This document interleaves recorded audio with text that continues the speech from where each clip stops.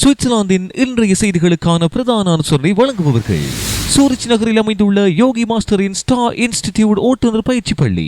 அனைத்து விதமான ஓட்டுநர் பயிற்சிகளுக்கும் நாட வேண்டிய ஒரே இடம் ஸ்டார் இன்ஸ்டிடியூட். சுவிசேகர் பதிப்பகம் 30 ஆண்டுகளுக்கு மேலாக சுவிஸ் தமிழர்களின் நன்மதிப்பை வென்ற ஒரே ஒரு தமிழர் அச்சகம். அழைப்புதல்கள் முதல் பரிசு பொருட்கள் வரை அனைத்து அச்சு வேலைகளுக்கும் சுவிசேகர் பதிப்பகம். சூரிச் நகரில் தமிழர் நன்மதிப்பு வந்த ஒரே கல்வி நிறுவனம் யோகி மாஸ்டரின் ஸ்டார் இன்ஸ்டிடியூட். A1 முதல் B2 வரையிலான டச் மொழி கற்கை நெறிகள் மற்றும் ஆங்கில மொழி கற்கைகள் அனைத்தும் கற்பிக்கப்படும்.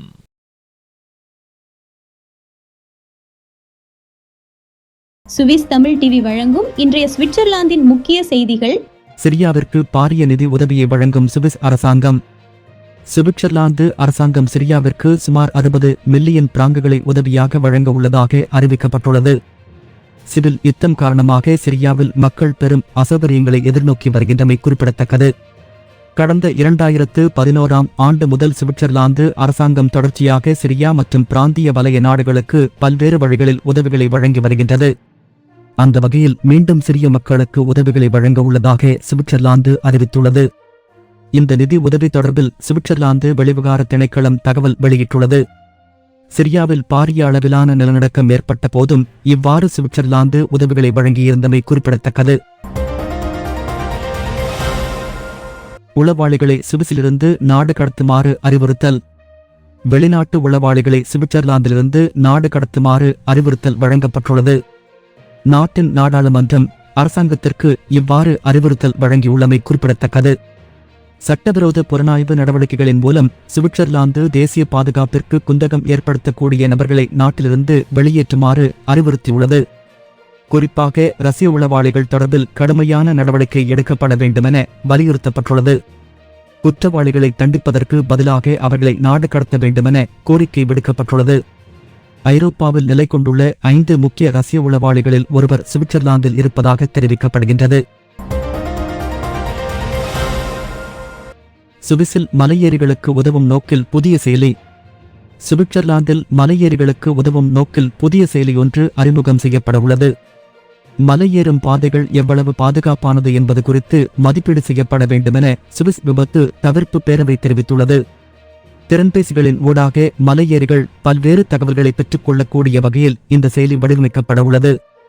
மலையேறும் போது காணப்படக்கூடிய ஆபத்துக்களை சரியாக தெரிந்து கொள்ளாத காரணத்தினால் விபத்துகள் பதிவாகின்றன என சுட்டிக்காட்டப்பட்டுள்ளது. சுவிட்சர்லாந்தில் ஆண்டுதோறும் மலையேறும் போது ஏற்படும் விபத்துக்கள் காரணமாக சுமார் 50 பேர் வரையில் உயிரிழக்கின்றனர் என்பது குறிப்பிடத்தக்கது. பேர்ன் பழைய நகரத்தில் ஏற்பட்ட மின்வெட்டு.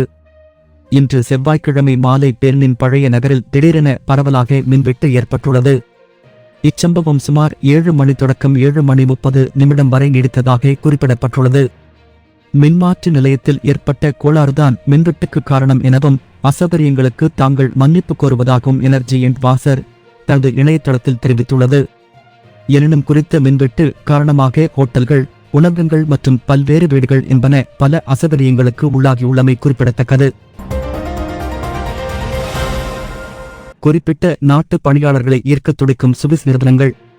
சுவிட்சர்லாந்தில் சில குறிப்பிட்ட துறைகளில் பணியாளர் பற்றாக்குறை நிலவும் நிலையில் ஒரு குறிப்பிட்ட நாட்டைச் சேர்ந்த பணியாளர்களை பணிக்கமர்த்த சுவிஸ் ஆர்வம் காட்டுவதாக தெரிவிக்கப்படுகிறது. குறிப்பிட்ட துறையைச் சேர்ந்த நிறுவனங்கள் அமெரிக்க நாட்டவர்களை பணிக்கமர்த்த ஆர்வம் காட்டுகின்றன. குறிப்பாக மருந்தகத்துறை ஜாம்பவான்களான நோவார்டிஸ் மற்றும் ரோசே தங்கள் நிறுவனங்களின் முக்கிய பொறுப்புகளுக்கு அமெரிக்கர்களை நியமிக்க பெரும் ஆர்வம் காட்டி வருகின்றன.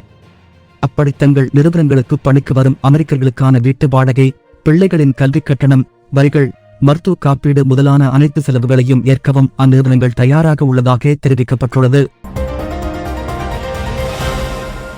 நூதன முறையில் போலீசாரை ஏமாற்ற நினைத்தவருக்கு ஏற்பட்ட சிக்கல். சுவிட்சர்லாந்தில் போலீசாரை ஏமாற்ற நினைத்த வாகன ஓட்டி ஒருவர் வசமாக சிக்கியுள்ளார். பொதுவாக சுவிட்சர்லாந்தில் ஆட்டோபானில் பயணிக்கும் வாகனங்கள் விண்வெட் ஒட்டியிருக்க வேண்டும். ஆனால் குறித்த நபர் அந்த விண்ணெட்டை ஒரு டேப் மூலம் ஒட்டியிருந்தமையினால் போலீசாரால் அபராதத்திற்கு உள்ளானார்.